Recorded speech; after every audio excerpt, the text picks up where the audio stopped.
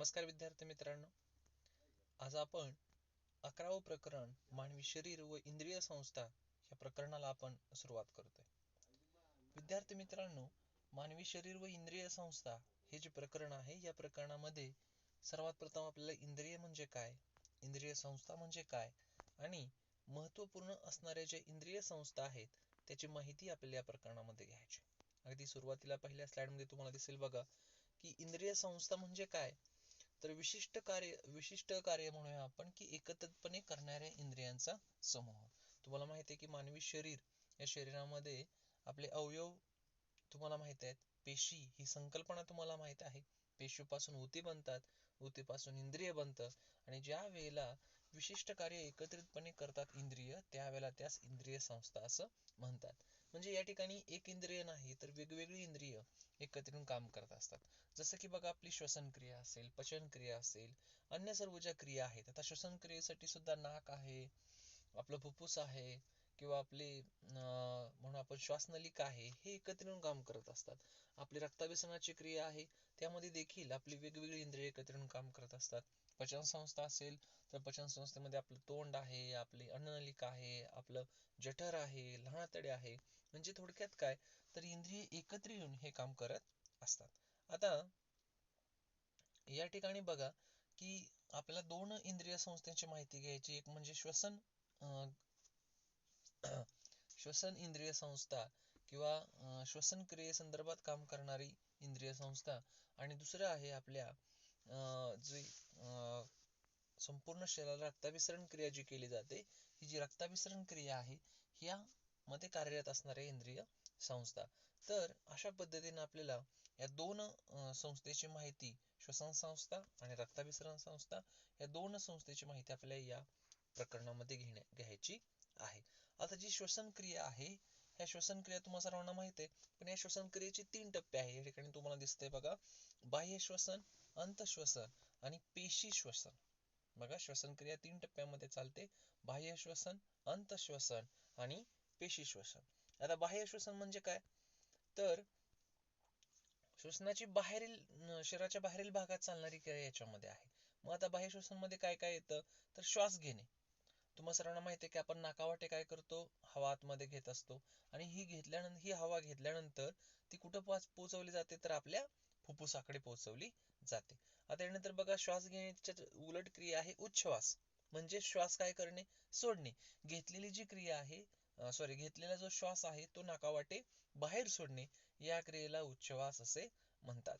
आता यामध्ये दिलेलं आहे बघा की उच्छ्वास म्हणून आपण की यामध्ये जो आणलेला जो कार्बन डायऑक्साईड आहे की जो रक्तावाटे माघारी आणला जातो, तो फुफ्फुसापर्यंत पोहोचवला जातो आणि उच्छ्वासाच्या क्रियेमध्ये हा कार्बन डायऑक्साईड शरीराबाहेर टाकला जातो.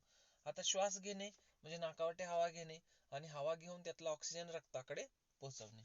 उच्छ्वास जो कार्बन डायऑक्साईड आहे तो परत माघारी फुफ्फुसाकडे पोहोचवणे. आणि ह्या ज्या दोन्ही क्रिया आहेत, त्या दोन्ही क्रियेला एकत्रितपणे बहिश्वसन असं म्हणतात. बघा, श्वास घेणे आणि उच्छ्वास. श्वास घेणे म्हणजेच नाकावाटे ऑक्सिजन घेणे, तो रक्ताकडे पोहोचवणे. उच्छ्वास, रक्तामधला कार्बन डायऑक्साईड काय करणे की फुफ्फुसापर्यंत पोहोचवले आणि तो बाहेर टाकणे. म्हणजे या दोन्ही विरोधी क्रिया आहेत आणि या दोन विरोधी क्रियांना एकत्रितपणे बहिश्वसन किंवा बाह्य श्वसन असं म्हणतात. बघा, तुमच्या लक्षात आलं असेल. आता यानंतर पुढचं आहे बघा, अंतःश्वसन. म्हणजे आतमध्ये चालणार जे आहे. मग आतमध्ये काय चालतं, तर तुम्हाला माहिती आहे की जे आपण जो ऑक्सिजन घेतलाय, तो ऑक्सिजन फुफ्फुसाकडून तो रक्ताकडे पोहोचवला जातो आणि रक्तामधला कार्बन डायऑक्साईड फुफ्फुसाकडे, हा म्हणून आपण ही क्रिया चालत असते. आणि यामध्ये बघा की अंतःश्वसन ही क्रिया कधी कुठं आहे, ते बाह्य श्वसनामध्ये आलं होतं, आता मी जे सांगितलं ते. अंतःश्वसन मध्ये काय येतं, तर पेशीकडून रक्ताकडे, म्हणजे पेशीकडून रक्ताकडे काय पोहोचवलं जातं, तर कार्बन डायऑक्साईड. आणि रक्ताकडून पेशीकडं, बघा, रक्ताकडून पेशीकडं ऑक्सिजन आणि पेशीकडून रक्ताकडे रिटर्न कार्बन डायऑक्साईड. तुम्हाला माहित आहे की ह्या दोन वायूंची देवाणघेवाण होत असते. तर रक्ताकडून पेशीकडे ऑक्सिजन पोहोचवला जातो आणि पेशीकडून तो ऑक्सिजन वापरून तयार झालेला कार्बन डायऑक्साईड परत रक्ताकडे दिला जातो. ह्या ज्या दोन क्रिया आहेत, या दोन क्रियेला अंतःश्वसन असं म्हणतात. बघा, कुणाकडून काय, रक्ताकडून पेशीकडे म्हणलं तर रक्ताकडून पेशीकडे ऑक्सिजन आणि पेशीकडून रक्ताकडे म्हणलं तर कार्बन डायऑक्साइड या दोन क्रियेला एकत्रितपणे अंतःश्वसन असं म्हणतात. तिसरा मुद्दा आहे बघा पेशी श्वसन. आता पेशीच्या आतमध्ये चालणारी ही क्रिया आहे. म्हणजे ऑक्सिजन पहिल्यांदा नाकावाटे फुफ्फुसात गेला, फुफ्फुसाकडून रक्तात गेला, रक्ताकडून पेशीकडे गेला. बघा हे टप्पे नीट लक्षात घ्या. आता पेशीमध्ये गेल्यानंतर या ठिकाणी काय होतं, तर पेशीमध्ये गेल्यानंतर की या ठिकाणी ऑक्सिजनचं ज्वलन होतं, ग्लुकोज या ठिकाणी वापरला जातो, ग्लुकोजचं ज्वलन होतं आणि ऑक्सिजनचं सहकार्य घेतलं जातं. जसं बघा आपल्या चुलीमध्ये लाकूड जळतं आणि त्याला जाळण्यासाठी ऑक्सिजन लागतो, त्याच हवा लागते किंवा ऑक्सिजन लागतो. त्याच पद्धतीने आपल्या पेशीमध्ये सुद्धा कार्बनचं ग्लुकोजचं ज्वलन होतं आणि यासाठी सुद्धा काय आवश्यक लागतो, ऑक्सिजन. आणि मग जसं बघा की आपल्या चुलीमध्ये कार्बन डायऑक्साइड तयार होतो किंवा धूर तयार होतो, याच पद्धतीनं इथं देखील ऑक्सिजनच्या सहाय्याने ज्वलन होतं आणि ऑक्सिजनच्या सहाय्याने ज्वलन होऊन निर्माण काय होतं, तर धूर म्हणजेच कार्बन डायऑक्साइड आणि बघा काही वाफ सुद्धा तुम्हाला दिसते चुलीमध्ये निर्माण झालेली. त्याच पद्धतीनं काही जलबाष्प देखील या ठिकाणी तयार होत असतात. तर बाह्य श्वसन, अंतःश्वसन आणि पेशी श्वसन हे श्वसनाचे प्रमुख 3 काय आहेत, टप्पे आहेत. आता जी मानवी श्वसन संस्था आहे, या श्वसन संस्थेमध्ये महत्वपूर्ण भाग कोणकोणते आहेत, तर नाक आहे, घसा आहे, श्वास नलिका आहे, फुफ्फुस आहे आणि श्वासपटल आहे. या ठिकाणी बघा तुम्हाला हे चित्र पाहायला मिळतंय. यामध्ये तुम्ही जर काळजीपूर्वक पाहिलं तर तुम्हाला नाक, सगळ्यात अगोदर बघा नाक पोकळी दिसते, त्यानंतर घसा दिसतोय, तिसऱ्या टप्प्याला स्वरयंत्र दिसते, त्यानंतर श्वसनिका दिसते, वायुकोश तुम्हाला यामध्ये दिसतोय आणि सगळ्यात तळाशी जे दिसते ते आहे श्वास पटल. फुफ्फुस 2 दिसत आहेत, श्वास नलिका तुम्हाला दिसते. म्हणजे हे वेगवेगळे अवयव तुम्ही काळजीपूर्वक पहा याच्यामध्ये आणि ह्या प्रत्येकाचं काम वेगवेगळं आहे. आता वरच्या स्लाइड मध्ये आपण बघितले की नाक, घसा, श्वासनलिका, फुफ्फुस आणि श्वासपटल. आता यामध्ये बघा की प्रत्येकाचं कार्य जे आहे ते कार्य कसं आहे, वेगवेगळं आहे. म्हणजे नाकाचं कार्य वेगळं असेल, घशाचं कार्य वेगळं असेल, श्वासनलिकेचं कार्य वेगळं असेल, फुफ्फुसाचं कार्य वेगळं असेल आणि श्वासपटलाचं कार्य वेगळं आहे. आता या ठिकाणी मी तुम्हाला म्हणलं की घसा तुम्हाला दिसतोय बघा, नाक पोकळी दिसते, स्वरयंत्र दिसते, श्वसनिका दिसते, वायुकोश दिसतोय, फुफ्फुस तुम्हाला दिसतायत, श्वसनलिका दिसते आणि नाकपोकळी. म्हणजे हे गोलक्रमानं आपण घेतलं. श्वासपटल राहिलं खालच्या बाजूला, जो पातळ जो स्नायूचा पडदा दिसतो या ठिकाणी असणार श्वासपटल. आता या ठिकाणी बघा की श्वसन क्रियाची हालचाल. आता या ठिकाणी तुम्हाला काय दिसतंय, तर कशा पद्धतीनं जर आपण थोडीशी स्क्रीन या ठिकाणी जर मोठी करून पाहिली तर या ठिकाणी बघा की एक बरगड्यांचा पिंजरा दिसतोय तुम्हाला आणि एका बाजूने दाखवले की एक बाण आतमध्ये दाखवलं, पहिल्या आकृतीमध्ये बाण आतमध्ये जातोय, दुसऱ्या आकृतीमध्ये बाण बाहेरच्या दिशेने, म्हणजे हवा आतमध्ये जाते आणि परत हवा बाहेर जाते. आता बरकड्यांच्या क्रियेवरती आणि जो मगाशी आपण बघितलं की हे जे श्वासपटल आहे वरती असणार, या आकृतीमध्ये तुम्ही जर बघितलं तर तळामध्ये दिसते बघा या ठिकाणी, हे श्वासपटल आहे. हे श्वासपटल आणि बरकड्यांचा पिंजरा यांच्या सहाय्यानं आपल्या श्वसनाची काय होत असते, क्रिया संपूर्णपणे पार पडत असते. आता या ठिकाणी जी तिसरी तुम्हाला आकृती दिसते ती आहे आपल्या वायुकोशाची. आता वायुकोश जे आहेत ते म्हणजे काय, तर बघा आपण फुफ्फुसामध्ये पाहिलं होतं, जर वरची आकृती काळजीपूर्वक पाहिली तर यामध्ये बघा की इथं अतिशय लहान लहान छोटे छोटे असे फाटे फुटलेले दिसतात आणि हा जो टोकाचा भाग आहे परत तो तुम्हाला वायुकोशामध्ये कन्वर्ट झालेला दिसेल. याच्यामध्ये या वायुकोशामध्ये ऑक्सिजन आणि कार्बन डायऑक्साइड दोन्ही साठवण्याची क्रिया केली जात असते. आता पुढे जी तुम्हाला पुढची आकृती दिसते तुम्हाला याच्यामध्ये, तर याच्यामध्ये काय होतं की वायुकोश, मगाशी आपण वरती बघा या आकृतीमध्ये हे बबल्स बुडबुड्यासारखं पाहताय, हेच हे वायुकोश आहेत आणि या ठिकाणी ऑक्सिजन आणि कार्बन डायऑक्साइडची प्रत्यक्षात देवाणघेवाण होत असते. ह्या कडेने जे तुम्हाला दिसत आहेत बघा, हा वायुकोशाच्या बाजूनं त्या रक्तवाहिन्या आहेत आणि यामध्ये काय होतं की वायुकोशातला ऑक्सिजन या रक्तामध्ये जातो आणि रक्तामधला कार्बन डायऑक्साइड वायुकोशामध्ये येतो. बघा मी काय सांगितलं, वायुकोशातला ऑक्सिजन ह्या कडेने असणाऱ्या रक्तामध्ये, तांबड्या पेशी तुम्हाला दिसत आहेत त्याच्यामध्ये जातो आणि तिथं असणारा जो कार्बन डायऑक्साइड तो कुठे येतो, वायुकोशामध्ये येत असतो आणि अशा पद्धतीनं ही देवाणघेवाण होत असते आणि देवाणघेवाण होऊन आपण म्हणूया की श्वसनाची क्रिया पार पडत असते. आता प्रत्येकाच्या कार्याविषयी थोडंसं आपण माहिती घेऊया. आता नाक तुम्हाला या आकृतीमध्ये तुम्हाला नाक दिसतंय आणि नाकामध्ये जर तुम्ही पाहिलं तर तुम्हा सर्वांना माहिती आहे की केसांचा आणि एक चिकटसा पदार्थ नाकामध्ये असतो, जेणेकरून तुम्ही ज्या वेळेला श्वसन घेता, हवा आतमध्ये घेता, त्यावेळेला त्या हवेमध्ये असणारे जे कण आहेत ते कण नाकामध्ये काय होतील, अडकतील.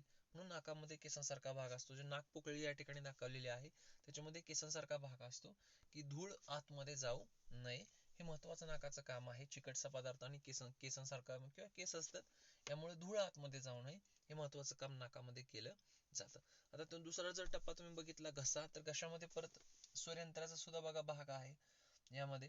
आणि या ठिकाणी घशामध्ये तुम्ही जर काळजीपूर्वक या ठिकाणी जर थोडंसं पाहिलं तर या ठिकाणी झडपांचं काम असतं बघा. या ठिकाणी पहिला भाग आणि दुसरा भाग, या झडपांचं काय काम आहे तर जे अन्न तुम्ही ग्रहण करता ते अन्न ग्रहण तुमच्या फुफ्फुसाकडे जाऊ नये. म्हणजे ते या ठिकाणी बघा फुफ्फुस दाखवले, फुफ्फुसाच्या मागच्या बाजूलाच काय असणार आहे तर फुफ्फुसाच्या मागच्या बाजूला तुमचं जठर असणार आहे.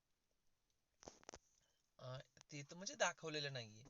पण आता ह्या दोन्ही ज्या आहेत ते दोन्ही एकत्रच असतात. पण हा जो घसा आहे या घशामध्ये असणारी जी झडप आहे ती झडप ठरवते की तुम्ही जे काय घेतलेलं आहे, हवा वगैरे घेतलेलं आहे ते फुफ्फुसाकडे गेलं पाहिजे, नाही अन्नाचा भाग घेतलेला आहे तो कुठे गेला पाहिजे तुमच्या, तर अन्नाचा भाग तुमच्या जठराकडे गेला पाहिजे. तर घशामध्ये असणारी झडप हे महत्वाचं काम करते. त्याच्या खाली सूर्ययंत्र आहे. तुमच्या आवाजासाठी सूर्ययंत्र फार महत्वाचं आहे. जो फुफ्फुसाकडून येणारी जी हवा आहे ते हवा या सूर्ययंत्रातून म्हणून आपण पास होते असं म्हणूया आपण, बाहेर येते आणि त्यावेळेला स्वरांची निर्मिती होत असते. सूर्ययंत्र या ठिकाणी आहे. आता त्यानंतर तुम्ही जर खाली आला तर या ठिकाणी पुढचा भाग आहे बघा श्वासनलिकेचा. जे हा जो नळीसारखा भाग दिसतोय तुम्हाला तो बघा या ठिकाणी दाखवलेला देखील आहे श्वासनलिका. तर नलिकेचा जो भाग आहे तो भाग महत्वाचा आहे. आणि यामध्ये या श्वासनलिकेला फाटे फुटलेले असतात. त्यापैकी तुम्ही बघता की एक डाव्या बाजूला फुफ्फुसाकडे गेली आणि एक उजव्या बाजूला फुफ्फुसाकडे गेलेली आहे. आता फुफ्फुस म्हणजे एक पोकळ असा एक भाग आहे. आणि हृदयाचा जो भाग आहे तो हृदयाचा भाग या फुफ्फुसामुळे काय केलेला आहे, झाकला गेलेला आहे. म्हणजे ह्या दोन फुफ्फुसाच्या बरोबर मध्य ठिकाणी हृदय असतं. आपल्याला अभ्यासासाठी आपण म्हणतो डाव्या बाजूला, पण हृदय तसं पाहायला गेलं तर ते बरोबर मध्य ठिकाणी असतं. आणि ह्या फुफ्फुसामुळे ते झाकलं गेलेलं आहे. म्हणजे एक प्रकारे हृदयाचं जे प्रोटेक्शन आहे ते या फुफ्फुसामुळे होत असतं. म्हणजे फुफ्फुसाचं हे फार महत्वाचं काम या ठिकाणी आहे. आता फुफ्फुसाच्या तळाशी तुम्ही पाहता की हा पातळ जो खाली तळाशी पडदा दिसतो स्नायूंचा त्याला श्वासपटल हे नाव आहे. आणि हे जे श्वासपटल आहे ते श्वासपटल काय करते, अतिशय झिरझिरीत असे आवरण असतं आणि हे वरती खाली होण्याचं काम होत असतं. म्हणजे तुम्हाला जे आकृतीमध्ये श्वासपटल दिसतंय ते वरती खाली होत असतं. ते वरती गेलं की फुफ्फुसाला दाब काय होईल, वाढेल. ते खाली आलं की फुफ्फुसाला दाब काय होईल, कमी होईल. आता हे श्वासपटल आणि मगाशी बघा आपण आकृतीमध्ये पाहिलं होतं की जो बरगड्यांचा जो पिंजरा आहे, वरती एक आकृती आपण पाहिलेली होती, या ठिकाणी परत ती आकृती आपल्याला पाहता येईल. तर बघा की या ठिकाणी हा बरगड्यांचा पिंजरा आहे आणि आता आपण वरच्या आकृतीमध्ये बघितलेलं श्वासपटल. म्हणजे हे दोन्ही जे आहेत ते दोन्हीचं काम यामध्ये महत्वपूर्ण आहे.